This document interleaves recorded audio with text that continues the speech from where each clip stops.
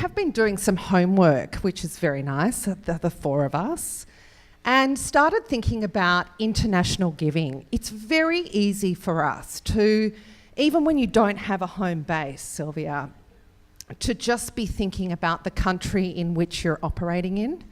And yet the trend is, I think, very evidently showing us that it's not home-based thinking. In Australia, just as an example, the National Gallery of Australia has an American Friends, and we've been here for 40 years. And so we have 501c3 here, and we're very active. There are 5 very prominent organisations trying to do the same. Asia Pacific looks to America, and America is looking to Asia. And I think so what we want to do is really start by, I'm going to just do this. Daphne, maybe let's start by talking about that.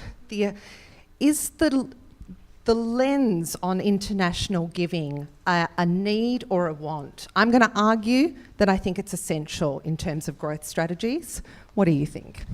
I agree. The Met obviously is almost 150 years old, long-standing institution in the United States, and has been very successful in fundraising in the US. Primarily philanthropy, of course, is sort of the great American tradition. But at the same time, it's such a global institution.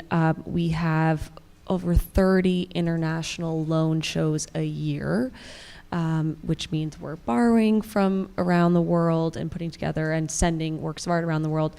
And we have just a number of capital projects, and so our fundraising needs have sort of outgrown even just the American donor base. And so we started thinking a few years ago, we have so many membership groups thinking about all the different types of benefits and patronage groups that are based in the US and for people that live near the Met. But we started thinking a few years ago about kind of an international council and what that would look like. And we didn't want it to be just hundreds of people who gave a small amount a year that had a lot of administrative tasks assigned to it. We really wanted to reach out to top philanthropists and collectors around the world who would make a large investment in the museum but would get a very deep relationship in return. And I think some of it is going to be, it probably is around branding and making sure that people come to see us and they know who we are because they've heard about us and they understand what we stand for. And that's something that actually doesn't necessarily happen even in London, because because people don't come to us as in, you know, the theatre that they know.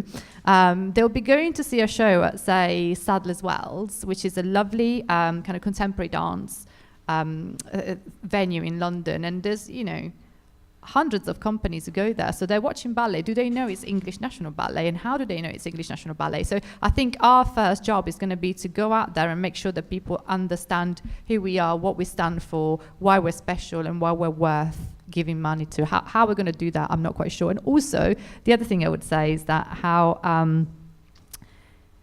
I think maybe it's something about the UK fundraisers aren't particularly forward. We kind of like, you know, try and we talk about philanthropy and we talk to donors about giving money without actually mentioning money. Like, money isn't mentioned at any point. We just sort of find you metaphors. need some Australian fundraisers. We're always talking money. Yeah, I think we've got a lot to learn around that. If you're talking to somebody, maybe in the States where they are used to a different kind of type of conversation, maybe not more aggressive, just more direct and a bit more honest. And, you know, you sit there being all, could perhaps maybe support this thing that maybe might be of interest, perhaps. It's not going to work. So I think it's just maybe just thinking about how are people used to being spoken to by fundraisers in that country, and can we adapt the way we talk to make sure they understand what we're talking about? And we just sit there for 2 hours and they're like, what was that lady asking me for? I'm not quite sure. And I think product has a lot to do with that as well. In some of our conversations, we had an exhibition about the Treasures of Versailles, and now you have one, and so we talk to donors in France, and so the product kind of can really drive that. We have, you know, an American collection, so we talk to the WRIGHT foundations, and we're currently being funded by the Terra Foundation out of Chicago. So, you know, it is about that perfect product that hits that mark.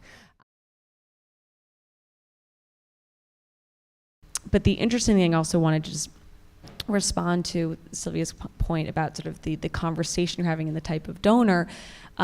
So many of these members ask, you know, how can I help? And of course, I can't really come out and say you could make a larger contribution to this particular project, but it's really more about asking them which curator do you want to meet with, what program at the Met interests you the most.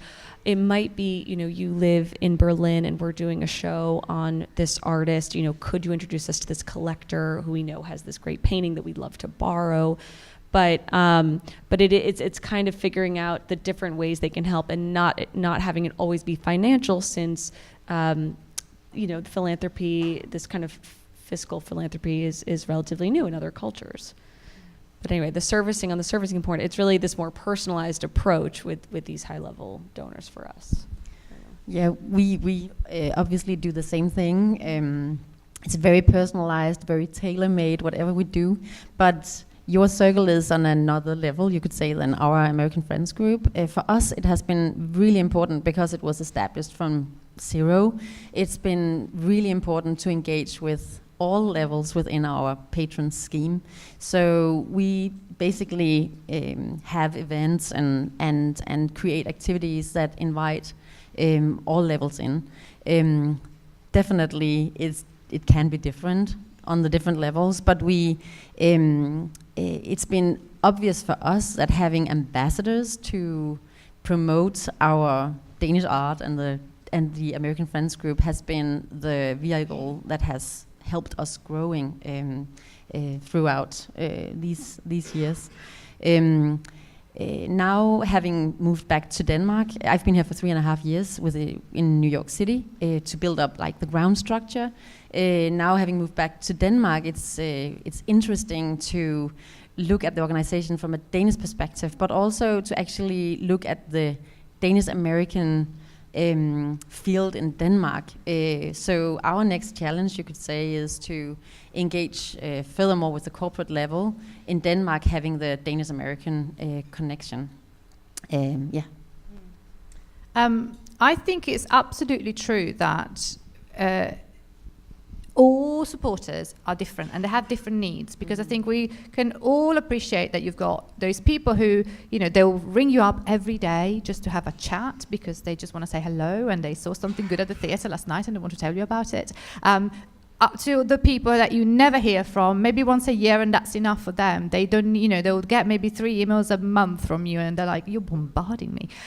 So I think there's such huge there's such huge variety of, I guess, different needs. But what I would kind of want to ask is, at what point do you stop recognizing those needs? Because you can't do that for your, 500 friends. You can only do it for people who, over a certain level, when you think, well, it's worth my time and effort. And what is that point? At what point do you say, you know what, I cannot do it because it's just going to be too much? I mean, as I was saying earlier from the presentation, I think when we started with the refresh of the schemes, we were just so keen to just please everybody that we were giving that service to literally everybody, but we got to a point where we were just like especially those poor kiddies that now no longer get their buddy system. I mean, come on. But I think it's courageous, and I think it's a question for all of us, right, around what is too much. Everyone, I've already spoken to about 20 people this morning who are going, servicing, it's killing me. I've got people, if you've got 50 people at $1 million, of course you want to personalise, but that's a whole team of people, and there's lots of people in the room that have one person in development. On my table, there's somebody who's got a 2-person development team. Will, 18 is a lot, it's a lot of people. And I think that, so how to manoeuvre that, I think, is a really interesting question. From our perspective, and I perhaps go into the weeds just a little and say, parties are out, travel is in. Travel at director level, director-led, personal. That's happening for, I think, quite a few of the larger organisations. And, you know, that might be an art fair type experience is quite commonplace. But now I'm seeing beautiful, unbelievable experiences being created, and we say money can't buy type things, but actually they probably can. But because they're director-led or they're curatorial-led, they come with this genuine, extreme sense of passion and knowledge. And there are ways to make those very profitable and not just be friend-raising experiences, I think. So I think for me, in answering the what's working, we're in Canberra. You know, we have 900,000 visitors in a city of 350,000 people. I know, just don't get me started. You know, it's an amazing city. It's like a tiny Washington, but getting people to Canberra is not always easy. So thinking about your brand as an Asia-Pacific brand, which we are, or a global brand, is kind of part of that, unlocking that key, I think, and so that can be really exciting. But it's been interesting. I mean, we have a few donors from India and China and South Korea, but it's something we're going to continue to work on, and I think I have to spend more time traveling over there and really developing more of a presence in the region before we can start creating those relationships. Yeah, and travel is definitely sort of a big part of that. Yeah. For us, we are very active in the region, but not always successful in obtaining philanthropic dollars. And one of the things that we were told, we have a project next year called Contemporary Worlds, and it's working with 35 contemporary artists in Indonesia, right across the archipelago. It's super exciting. And we were told that we don't have a single philanthropist or dollar that comes out of Indonesia, and we were told that market is very immature, philanthropy is non-existent. And we took 7 curators and our deputy director there to do a fact-finding mission, which was also unusual. They all flew economy and kind of really roughed it. So I'm not that far from Australia, thankfully. And we learnt the complete opposite. We met 50 brand new philanthropists in Indonesia, in different islands across the archipelago, people who are collecting, people who are ready to give, people who are super passionate about visual arts. And it blew our mind and made us challenge the fact that we would even agree with someone that had said to us, this is an immature market. It just so happens that those people are not seeking brand recognition for the work that they're doing and have been waiting for the right vehicle. So of course we've told them that we're the right vehicle for them. Yes.